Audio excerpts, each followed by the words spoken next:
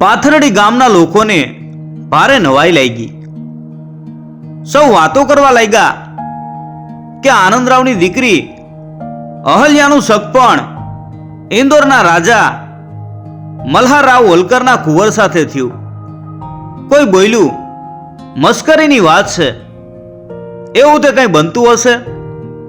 ક્યાં મલ્હારરાવ અને ક્યાં રાંગ ભિખારી આનંદરાવ? ક્યાં રાજાનો કુંવર અને ક્યાં આ છોકરી અહલી? એવું તે કઈ બને ખરું? બીજો બોલ્યો, કોઈએ આનંદરાવને બનાવ્યો હશે. ક્યારે એવી વાત બને ખરી? રાજકુંવરીની ક્યાં ખોટ પડી છે કે આવા ભિખારીની છોકરીને કુંવર સાથે પરણાવે? ગામમાં આમ વાત થાય છે, પણ આનંદરાવના આનંદનો પાર નથી. અહલ્યાને કહે છે, બેટી, હવે તું બહુ કામ ન કરતી, રાજાના મહેલમાં જવાની છો, સોનાને હિંડોળે હિંચકીશ અને રૂપાના ઢોલીએ બેસીશ. અહલ્યા કહે, પિતાજી, તમારી કોઈએ મસ્કરી કરી છે. મારા જેવી છોકરીને કોઈ કુંવર જોડે પરણાવે? વાત સાવ ખોટી છે. એવી વાત કોઈને કહેશો નહીં, નહીં તો સૌ હાંસી ઉડાવશે. આનંદરાવ કહે, ના બેટી ના, મસ્કરી નથી, સાચી વાત છે. ભરી સભામાં રાજાએ કહ્યું છે, હવે વાત ફરે નહીં. આનંદરાવ આમ સાચી વાત કહે છે, પણ કોઈ માનતું નથી. ઉલટાનું મજાક કરે છે અને ઠેકડી ઉડાડે છે. 15-20 દિવસ થયા કે હોલકર રાજાના માણસો પાથરડી આવી પહોંચ્યા. સાથે રથ છે, ઘોડા છે, પાલખી છે, નોકર છે, દાસીઓ છે, બધા જોઈ જ રહ્યા. રસાલો આનંદરાવને ઘેર પહોંચ્યો. આખું ગામ જોવા ઉમટ્યું. સાથે પ્રધાન પણ છે. આનંદરાવે બધાને આવકાર આપ્યો, પાથરણા પાથરા અને બેસાડ્યા.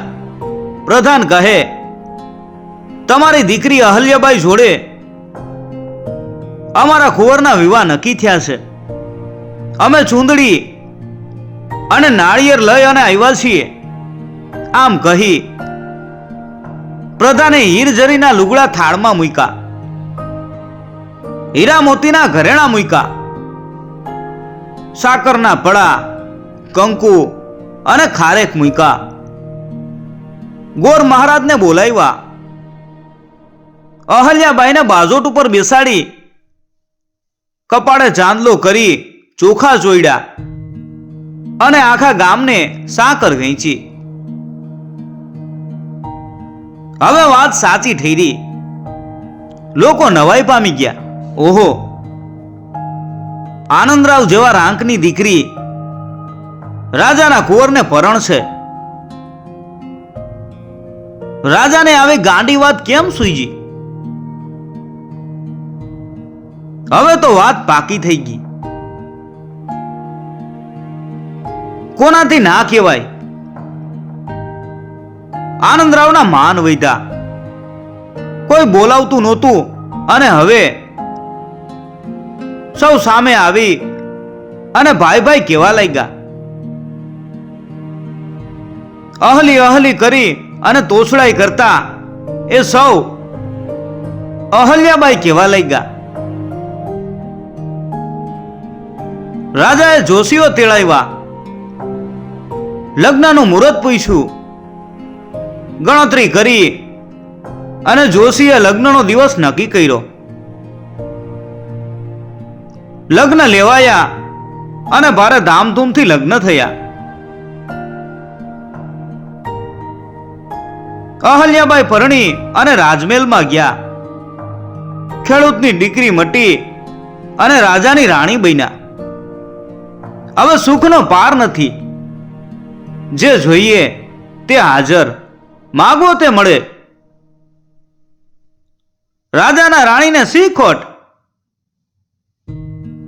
મલ્હારરાવ અહલ્યાબાઈને પૂછીને જ બધી વાત કરે.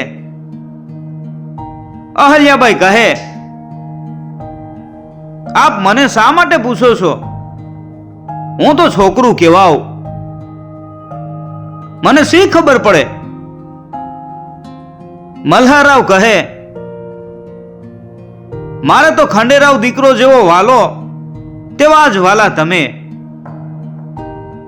તમે ઉંમરે બાળક છો, પણ અક્કલમાં બાળક નથી. હું તો તમારી સલાહ લઈને જ બધું કામ કરીશ. રાજનું કામ હોય કે બીજું કામ હોય, તોય રાજા મલ્હારરાવ અહલ્યાબાઈને પૂછે. તેને પૂછ્યા પછી જ પગલું ભરે. કુંવર ખંડેરાવ પોતાના બાપ જેવા જ સુરા. સેનાનું બધું કામ પોતે જ કરે, લડાઈની તૈયારી પણ એ જ કરે. એમ સુખના દાડા જાય છે. કેટલાક વર્ષો વીતી ગયા. અહલ્યાબાઈ રાજકાજથી જાણીતા થઈ ગયા. પોતાનો માયાળુ સ્વભાવ હતો. કોઈને કડવું વેણ કહે નહીં, સૌની સાથે હેત રાખે. બધા એમને ચાહવા લાગ્યા. કુંવરને પણ ઘણું બધું હેત. આ સમય દરમિયાન જાટ લોકોની એક લડવૈયા ટોળી હતી. તેઓ ચારેકોર ઘૂમે અને લૂંટફાટ કરે. તેઓ ઇન્દોરની હદમાં ઘૂસી ગયા. ગામ લૂંટવા લાગ્યા. લોકોને મારવા પીટવા માંડ્યા. લોકો પોકાર કરતા રાજા પાસે રાવ કરવા આવ્યા. રાજાએ કુંવર ખંડેરાવને બોલાવી અને વાત કરી. રાજા કહે, શું કરશું? જાટ લોકોની ટોળીઓ આપણી હદમાં ઘૂસી અને લૂંટફાટ કરે છે. પ્રજાને દુઃખ દે છે. લોકો પોકાર પાડે છે. કુંવર કહે, પિતાજી, આપ ચિંતા ન કરો. હું સેના લઈ અને આજે જ ચાલી નીકળું છું. આપણી રૈયતને કોઈ લૂંટે અને દુઃખ દે એ ક્યાંથી ચાલે? લૂંટારાને ઝેર કરવા જ પડશે. રાજા કહે, તું રહેવા દે, હું જાઉં છું. તું અહીં રહી અને બધું સંભાળ, હું એને તગેડી મૂકીશ. કુંવર કહે, ના ના, રાજકાજ આપ સંભાળો, લડાઈ તો હું જ કરીશ. કુંવર તૈયાર થઈ ગયા. સેનાપતિને આજ્ઞા આપી. સેના તૈયાર કરી દીધી. રણસિંગું ફૂંકાયું. લડાઈનો પોશાક પહેરી અને કુંવર અહલ્યાબાઈ પાસે ગયા. અહલ્યાબાઈ કહે, આ શું, લડવા જવું છે? કુંવર કહે, હા. સેના તૈયાર થઈને ઊભી છે. હું રજા લેવા આવ્યો છું. અહલ્યાબાઈ કહે, હું સાથે આવું.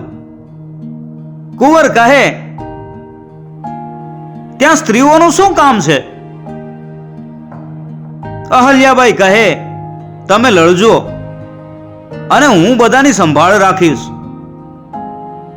કુંવર કહે, એ ન બને.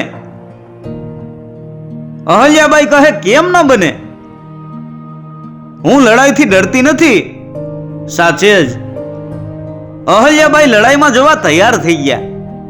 કુંવરે ના પાડી. અહલ્યાબાઈએ ઘણી હઠ લીધી, પણ કુંવર માન્યા નહીં.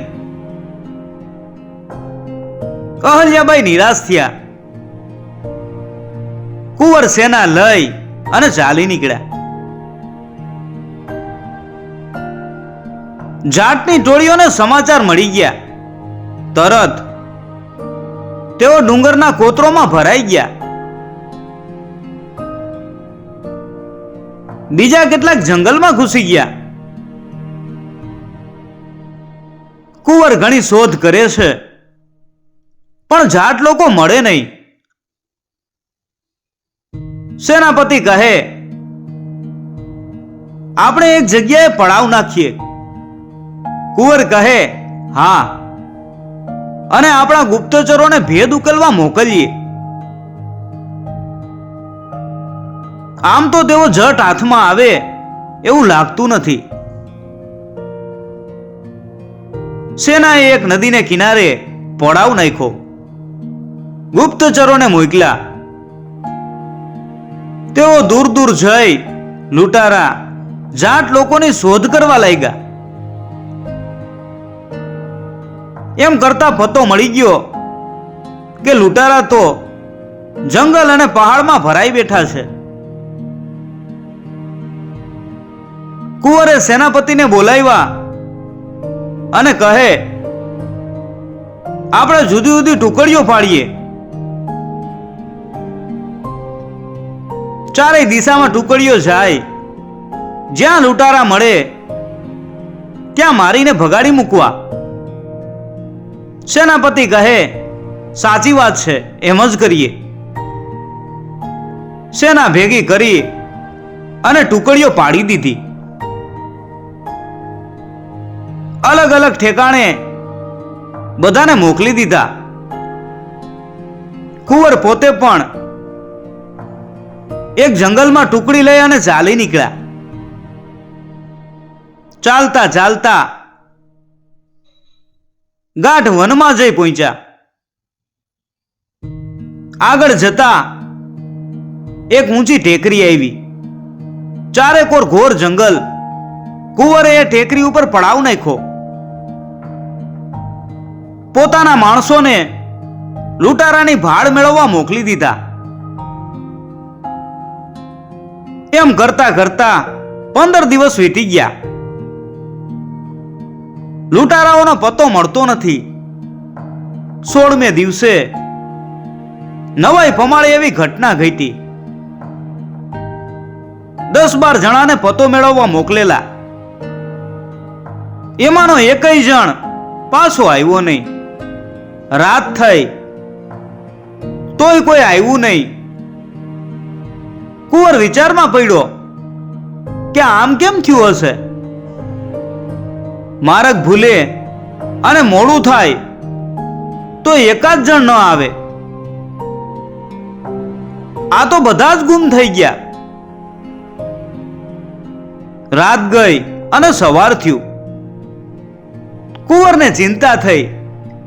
વિચાર કર્યો કે આ સાંજ સુધીમાં કોઈ ન આવે તો બીજા માણસોને તપાસ કરવા મોકલવા. સાંજ સુધી રાહ જોઈ. રાત પડી અને બીજા દિવસની સવાર થઈ તો પણ કોઈ પાછું આવ્યું નહીં. કુંવરે બીજા 10 જણાને જંગલમાં તપાસ કરવા મોકલ્યા. સૌને ભાર દઈને કહ્યું કે સૂરજ હાથમે કે તરત પાછા આવી જવું, ક્યાંય રાત ગાળવી નહીં. 10 જણા ગયા. સૂરજ હાથમી ગયો. સાંજ થઈ. સંધ્યા ખીલી અને અંધારું ઉતર્યું, પણ 10 માંથી એકેય પાછો ફર્યો નહીં. રાહ જોતા જોતા રાત વીતી ગઈ. કુંવર અને બીજા બધા ભારે નવાઈ પામ્યા. આ તો ભારે કહેવાય. ત્રીજો દિવસ વીતવા માંડ્યો. કુંવરને કઈ સમજ પડી નહીં. બધા ચિંતા કરતા બેઠા છે. ક્યાં એક જણ આવી પહોંચ્યો. કાલે મોકલેલા એમાંથી જ તે હતો. કુંવર કહે, અહીંયા શું વાત છે? હજી સુધી કોઈ પાછું કેમ નથી આવ્યું? તું ક્યાં હતો? બીજા બધા ક્યાં છે? પેલો બોલ્યો, મહારાજ, લૂંટારા આ જંગલમાં જ છે. જંગલ બહુ ગીચ છે. ડુંગરા અને કોતરો પણ જબરા છે. તેમાં ભરાઈ બેઠા છે. લૂંટારાઓને આપણે આવ્યા છીએ એની જાણ થઈ ગઈ છે. અમે 2 જણ આગળ જવા ચાલ્યા. અમે 2 ચાલતા ચાલતા દૂર નીકળી ગયા. ત્યાં એકદમ ઝાડીમાંથી લૂંટારા નીકળ્યા. અમને પકડી લીધા. પકડીને ચાલ્યા. જતા જતા એક ઝરણું આવ્યું. પાણી ઊંડું હતું. પાણીમાંથી નીકળવા લૂંટારા કપડા ઊંચા કરવા માંડ્યા. અમને લાગ મળી ગયો. અમે બંને એકદમ ભાગવા માંડ્યા. અમને ભાગતા જોઈ લૂંટારા પાછળ દોડ્યા. હું તો દોડતો દોડતો જાળીમાં ઘૂસી ગયો. પેલાને કાંટો વાગ્યો તોય દોડ્યો, પણ પકડાઈ ગયો. અને હું લપાતો છુપાતો માનમાં નહીં પહોંચ્યો છું. કુંવર કહે, તો બધાને એવી રીતે લૂંટારાઓએ પકડી લીધા હશે. હવે સમજો. બધા કહે, હવે શું કરીશું? કુંવર કહે, આપણે ચાલો લૂંટારાને પકડી પાડીએ. હવે એક જગ્યાએ પડી રહીશું તો એ હાથમાં નહીં આવે. ટુકડીને લઈ અને કુંવર ચાલી નીકળ્યા. જંગલ અને ટેકરીઓ વટાવતા ચાલ્યા જાય છે. ખાવા પીવાનો સામાન સાથે છે. રાત પડે ત્યાં રહે અને આગળ ચાલ્યા જાય છે. 2 દિવસ એમ વીતી ગયા. 3જા દિવસની સાંજે એક ઝરણાને કિનારે પડાવ નાખ્યો. ખાઈ પીને સૌ ઊંઘવા માંડ્યા. 2 જણ ચોકી કરવા જાગતા હતા. બરાબર અડધી રાત થઈ. ચોકીદારના કાન ચમકા. કંઈક ખડખડાટ સંભળાયો. બરાબર તપાસ કરવા માંડ્યા. એક પછી એક સૌને જગાડ્યા. કુંવર પણ ઉઠ્યા. કુંવરે કહ્યું, હથિયાર લઈ અને તૈયાર થાવ. ત્યાં તો કોઈ બોલી ઉઠ્યું, સાવધાન, હથિયારો હેઠા મૂકી દેજો. એક પણ જણ હથિયાર પકડશે તો જીવતા નહીં બચો. અમે જાટ લૂંટારા છીએ. જેની સામે તમે લડવા નીકળ્યા છો તે અમે જ છીએ. અમે તમને ઘેરી લીધા છે. ખબરદાર, હથિયાર પકડશો તો જાનથી જશો. તરત જ કુંવર બોલ્યા, કોઈ ડરશો નહીં. હથિયારો લઈ અને તૂટી પડો. કુંવરના બધા સૈનિકો સુરા હતા. મોતથી ડરે એવા નહીં. ભલે કપાઈ મરે પણ પાછા ન પડે.